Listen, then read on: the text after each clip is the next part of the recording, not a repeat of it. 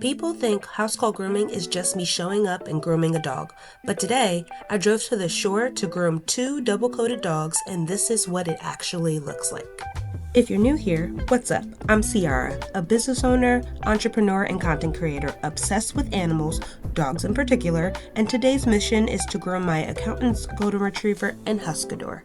Fun fact, she was actually my client before I was hers, so we have been able to have a great professional relationship together. And honestly, that's one of the things I love about building long-term relationships in business. You're able to benefit one another in so many ways. But quick sidebar, y'all, do you see this crazy cloud of smoke? At first, I thought a building caught on fire and they were trying to contain it. But the closer I got, y'all, there was wildfires all over the place and they were spreading. That doesn't happen too often in Jersey, so I'm sure the firefighters were working overtime that day. But moving right along, I finally make my way across the bridge, getting closer and closer to the house, and I just get ready and prepared to meet the dogs and have a long grooming session, but a fun one. I do get a lot of people asking me why I don't go back to mobile, and if you're new here, I started my business owner journey as a mobile groomer at first. Check my old vlogs to see more on that, and there were a lot of good reasons to do mobile, but the one thing that I like the most about house calls is the fact that my overhead is way cheaper than mobile, especially in this economy, child. That helps a ton. Mobile also had a lot of overhead, especially with vehicle maintenance. So knowing that I just have my car as a company vehicle, the maintenance and the service charges are way less than having a mobile grooming bus in place. Also, I like the connections I have not only with the dogs, but with my clients as well. It's more of an intimate setting, being allowed into a person's private space, so I take a lot of pride and honor to be in all of my clients' homes because I know that this particular service is not for every person, and that's okay. And I know I just only talked about the pros, but I'll give you a little bit of the cons as well as far as house calls are concerned. Now, as you see, I'm taking all of my tools and equipment out of my car and I'm gradually bringing them into the house. And that takes me a couple of trips, to say the least, unless I do have some of my clients, which they are very helpful and they will assist me in bringing my equipment and my tools in and out of their house. So that is a little of a con versus being in mobile and everything is at your disposal. All you need to do is bring the dog inside and you're good to go. Does the baby want to get rubbed? Oh, the baby. What did the baby? I'm just a baby.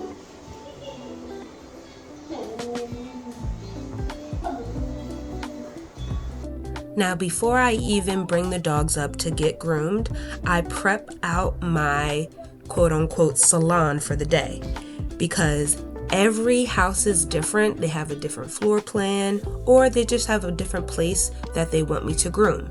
And today I am grooming in one of my accountant's main bathrooms. And this is a perfect place to groom because I'm able to put my grooming table right in the middle of the space and have enough room to walk around and grab my tools and put the dogs in the tub and pick them back up and put them back on the table.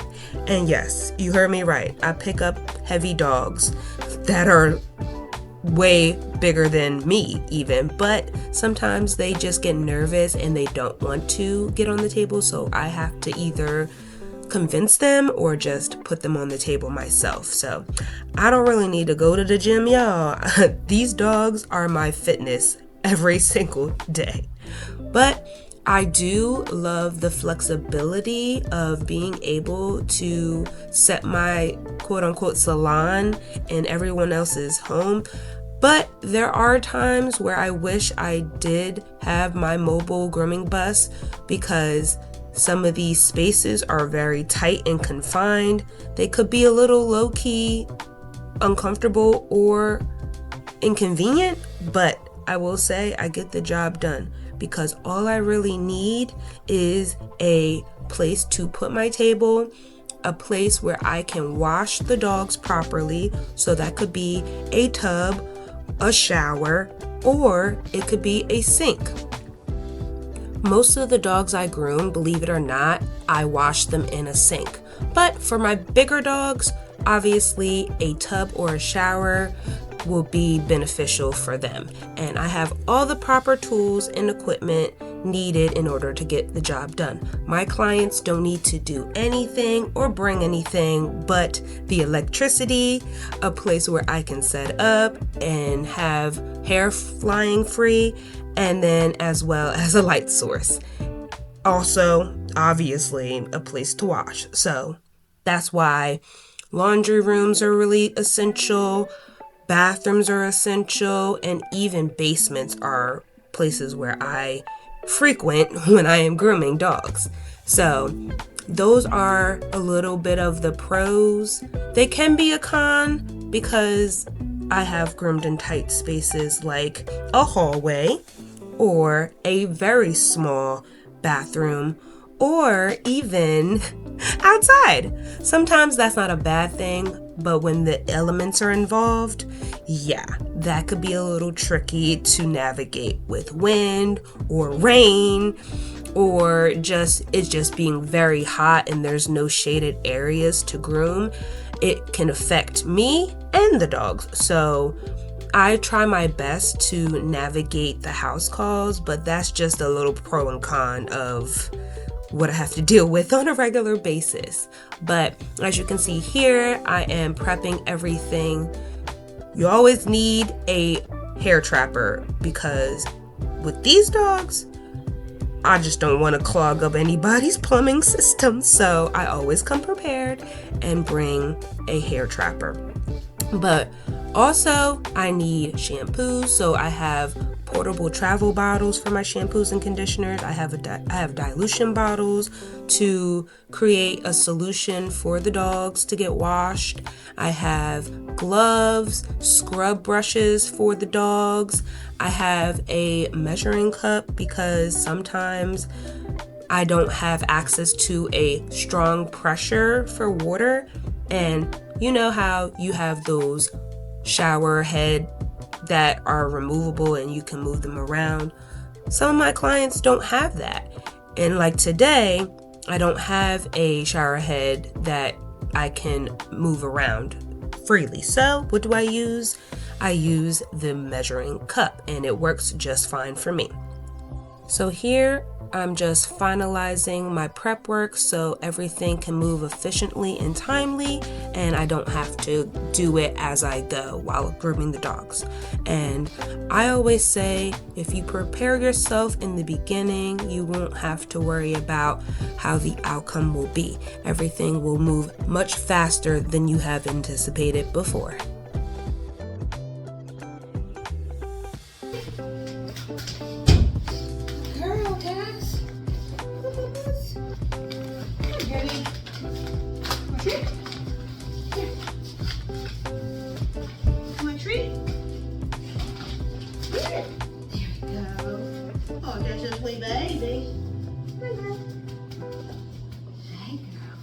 Yummy, huh? Want another? Good girl. That's my good girl. Want to get back? Gotta get your nails done first. One more? Let's take it on the table. Okay. Ready? Come on.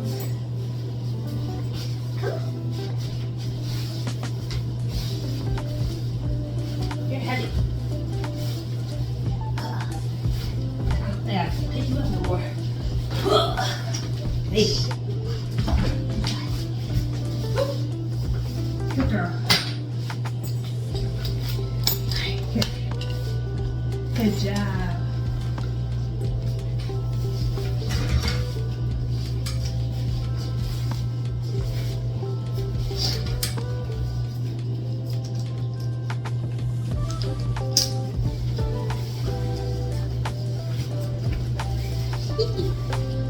But now, the moment you've all been waiting for. The dogs. First up is Miss Cassidy. Now she is the baby of the family and she is a golden retriever. She has a double coat, which means she sheds a lot and even has seasons when she blows her coat. Now blowing coat means when double-coated dogs lose their undercoat in huge amounts at a time. This usually happens during the spring or fall seasons.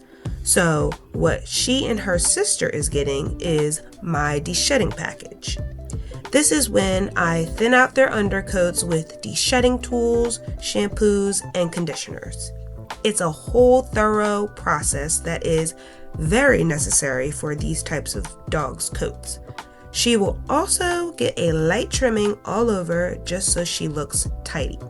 That includes the back end, the front leg fringes, the chest, the skirting, feet, and also the tail. The more frequent the grooming appointments are made, the less hair will show up on your floor.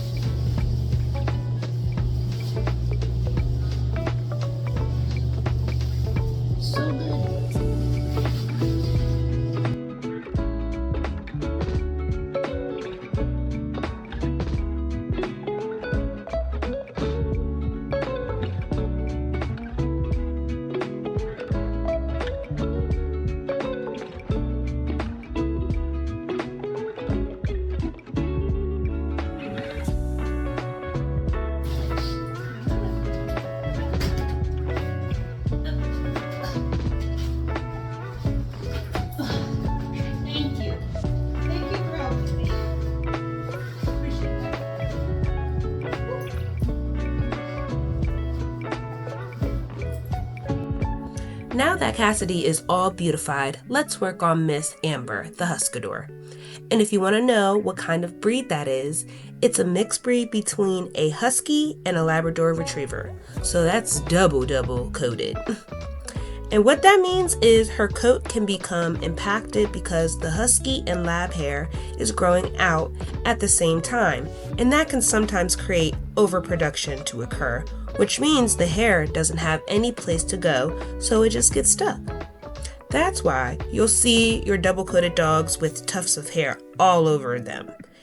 That is the undercoat wanting to come out, and during this recording, it was more like a springtime service, so in the fall and winter months, she'll be blowing coat quite a bit.